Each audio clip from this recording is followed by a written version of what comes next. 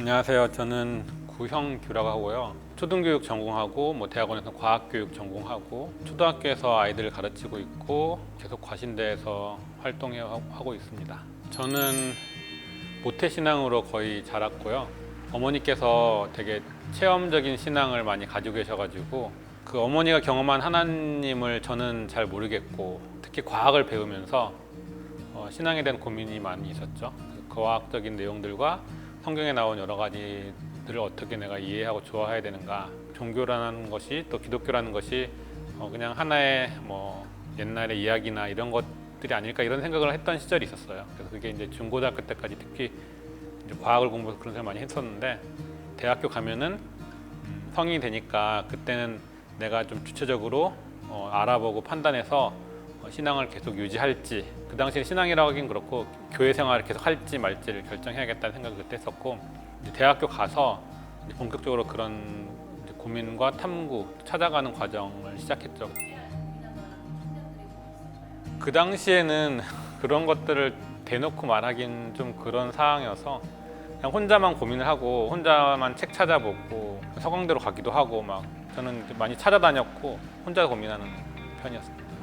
제일 처음에 했던 거는 대학교 들어가 선교단체들을 찾아다녔어요. 내가 성경을 공부할 수 있고 또 이렇게 같이 함께 할 수 있는 사람들 좀 찾아보면 좋겠다. 그래서 정착한 곳이 CCC, 처음에 CCC였고 훈련 받고 또 거기 성경 공부하고 전도 훈련하고 하면서 그때 이제 하나님을 제대로 알게 됐고, 더불어 이제 또 하나 과학적인 고민은 대학교 때 우연하게 이제 제가 관심도 있어서 생물학 교양 강의를 들었어요. 1학년 때. 그때 교수님께서 이제 크리스천이셨나 봐요. 그래서 숙제를 내준 게 이제 창조나 진화에 대해서 어느 쪽 입장을 택해도 상관없는데 여러 가지 자료들을 찾아보고 그거를 바탕으로 해서 자기의 생각을 정리해서 이제 보고서를 제출하는 게 있었거든요. 그래서 저는 그때 기독교인으로 고민하는 시기였기 때문에 진화에 대한 책도 찾아보고 과학에 대한 책도 찾아보면서 또 창조에 대한 책도 찾아봤어요. 교수님이 추천해준 책도 있었거든요. 근데 그게 이제 보통 창조과학에서 나온 책들인 거더라고요. 보니까 그때 몰랐는데, 그래서 그런 책들을 보고 이런 책들 보면서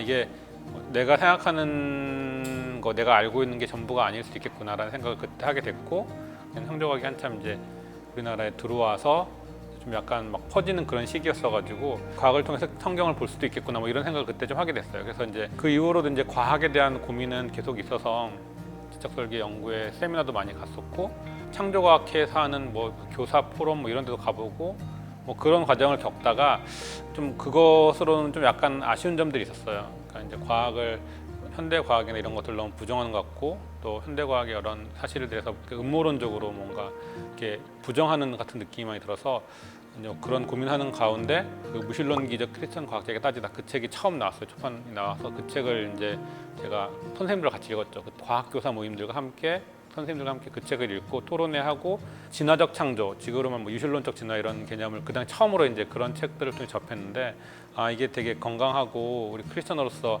받아들일 만한 입장이다라는 생각을 선생님들이 많이 하고 있었고, 그 당시에 양성훈 교수님 그 오래된 지구 관련해가지고 그런 책들도 나오고 했었는데 그런 책도 같이 봤죠. 그래서 막 그런 과정을 다 겪었어요. 창조과학, 지적설계, 오래된 지구 시작해가지고 쭉 보면서 제가 그때 이런 입장이 건강한 기독교 입장이 될 수도 있겠다. 남부 독서 모임 했던 것 기억에 남고요. 그 당시에 계속 같이 했던 분들이 나중에 이제 분당에 가서 분당 독서 모임 만드시고 여러 가지 하셨는데 그때 멀지만 저는 동두천에 2시간씩 걸려서 왔거든요. 근데 한 달에 한 번씩 모여서 같이 진짜 여기저기서 모여가지고 독서 모임 하고, 그다음에 콜로퀴움도 서울대에서 많이 했었거든요. 그때 초창기에 많이 했었는데 그때 강의 빌려가지고 사람들 막 안내도 하고 거기 가서 막 이렇게 준비도 하고 그런 거 했었는데 그런 과정들 자체가 사람들이 어쨌든 과신들 소개하고 또 다양한 것들을 안내하고 알려주는 그런 기회였기 때문에 그때는 그게 되게 기억에 남네요. 그런 분들이 같이 뭔가 모여서 뭔가 했던 것들.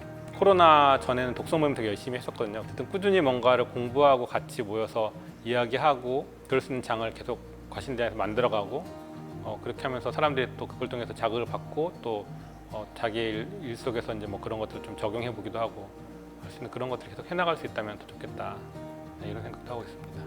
맞아요. 예전에 뭐 성경바위 시간이라 가지고 엄청나게 두꺼운 책도 같이 했었고 창조에 관련된 두꺼운 책이 있었는데 창조론자들 그 책도 같이 읽었었고 나눠서 발제도 하고 그거 가지고 요약도 해서 사람들한테 알려주기도 하고 그러면 책 읽을 수 있는 사람 다 읽어오고 못 읽은 사람은 요약이라도 듣고 그렇게 해서 같이 계속 따라갈 수 있었죠. 혼자 하긴 되게 어려워요. 혼자서 그런 책들을 붙들고 잡고 막 공부하듯이 읽기는 어려운데 다양한 사람들이 있고 또 그 사람들이 또 이렇게 그거를 자기 분야에서 설명해 주니까 자기가 잘 아는 분야가 있거든요. 예를 들면 어떤 사람은 뭐 과학 지질학 분야를 잘하는 사람이 있으면 그거에서 성경바위 시간이 지질학에 관련된 책인데 그런 걸 설명해 줄 수도 있고 또 예전에 진화책을 같이 읽었었는데 거기서 이제 생물학 전공하신 분이 이제 그걸 또 자세하게 설명해 주기도 하고 그래서 그렇게 모임을 하면서 좀 더 잘 이해할 수 있죠. 혼자 하는 것보다는. 그래서 그런 것들 계속 같이 하면 좀 도움이 되겠다.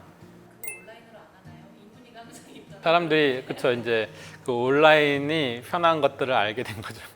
예전에는 그냥 그게 그 방법밖에 없으니까 이제 그게 전부라고 생각해서 그렇게 했는데 이제는 이게 온라인으로도 할 수 있으면 그 당시엔 진짜 지방에서도 오고 그랬거든요. 뭐 중요한 뭐 콜로퀴움 같은 괜찮은 거 있으면 진짜 지방에서 막 올라오고 특히 주말 같은 때 하면 막 몇 시간씩 오고 막 전날 와서 오기도 하고 막 그렇게 했었는데 이제 사람들이 익숙해진 거죠.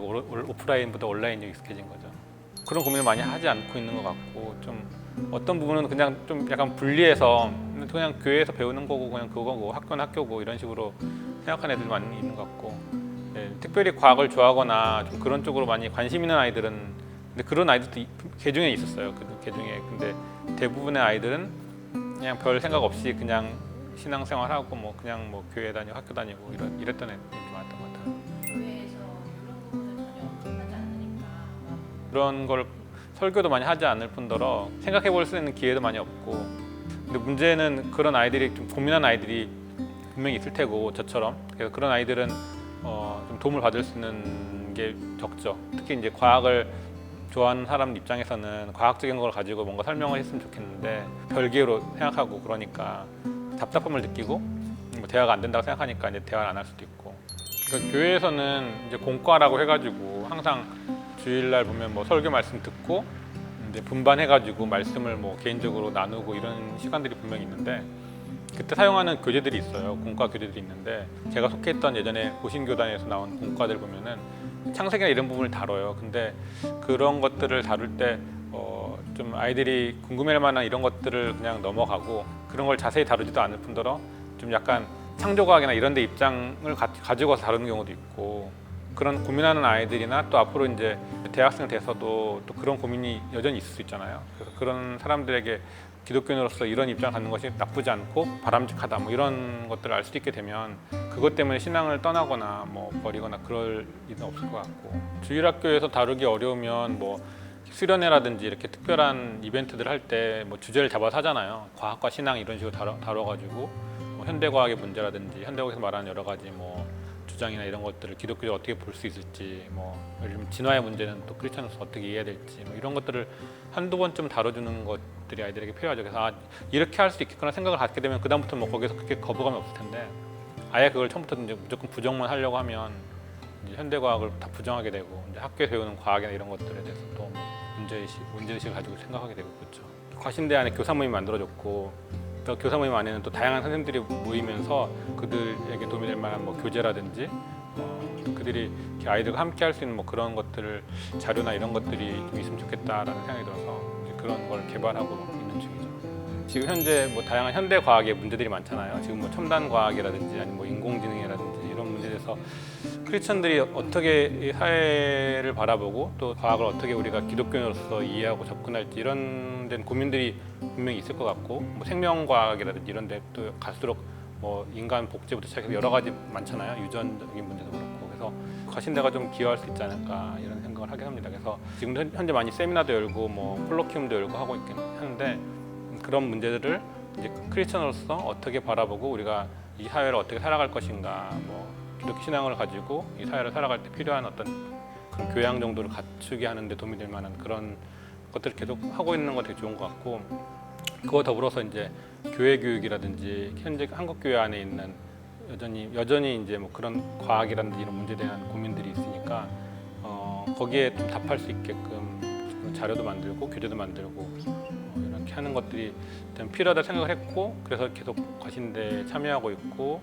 이제 후원도 하고 교사 모임도 같이 하고 그렇게 하고 있습니다. 우선은 고민하는 청소년들, 뭐 성인 대학생들에게 기독교 안에서 과학을 대하는 건강한 입장들이 있다 이런 걸 안내하고 소개하는 차원에서 과신대가 의미 있는 것 같고 전도사님이나 목사님들, 신학생들에게도 또 그들의 교양과 또 이런 부분에 어떤 도움을 받기 위해서라도 과신대가 역할을 할 필요가 있는 것 같다는 생각이 들고 과신대가 일반인들이 접근하기 어려운 여러 가지 사회나 과학적인 문제들에 대해서 이제 기독교적 입장이나 이런 것들을 알려주고 또 우리가 어떻게 살아야 될지 뭐 과학 시대 어떻게 살아야 될지 뭐 이런 대안을 제시해 줄 수 있는 그런 단체가 되면 좋겠다.